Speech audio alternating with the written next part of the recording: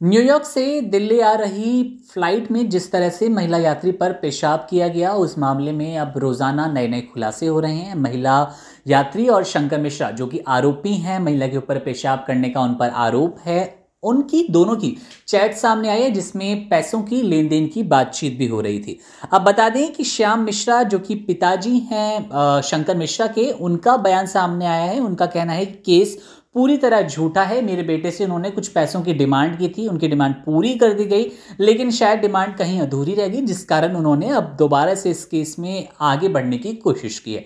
जरा सुनिए क्या कुछ बोल रहे हैं श्याम मिश्रा। सर, शंकर मिश्रा आपके बेटे हैं, इनके ऊपर फ्लाइट में एक महिला के ऊपर पेशाब करने का मामला दर्ज हुआ है। क्या इसकी जानकारी है? इस बारे में क्या हकीकत है, क्या बताएंगे आप? सर, ये टोटल झूठा केस है। मेरा बेटा अमेरिका गया हुआ था, वो रेलवे से उसको न्यूयॉर्क में फ्लाइट पकड़ना था। वो करीब 30-35 घंटे सोया नहीं था। ऑलमोस्ट समझ लो कि 1-2 दिन सोया नहीं था। वो न्यूयॉर्क से फ्लाइट पकड़ा। वो रात को खाना खा के, इवन फ्लाइट वाले पीने को देते हैं, ड्रिंक देते हैं, तो पिया होगा और वहाँ से रास्ते में सो गया। और उसके बाद में जब वो उठा तो उसको ऐसा, मुझे जो बताएगा मैं आपको बता रहा हूँ, मुझे जो समझ में आ रहा है, बाकी मैं तो वहाँ पे था नहीं। तो उसको बाद में एयरलाइंस के लोग ने उसको बुला के पूछा। बाकी मुझे नहीं लगता कि ऐसा करेगा।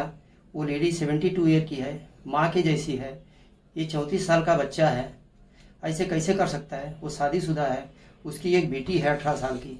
ऐसा कोई भी आदमी नहीं कर सकता है।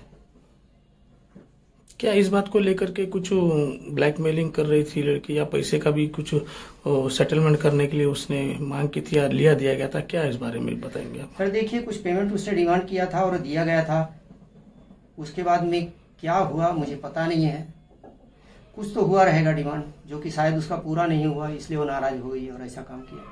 शायद क्वाइट पॉसिबल ब्लैकमेलिंग होगा, या इमेज खराब करने की बात हुई, या कुछ उसका ईगो हर्ट हुआ रहेगा। Must be something.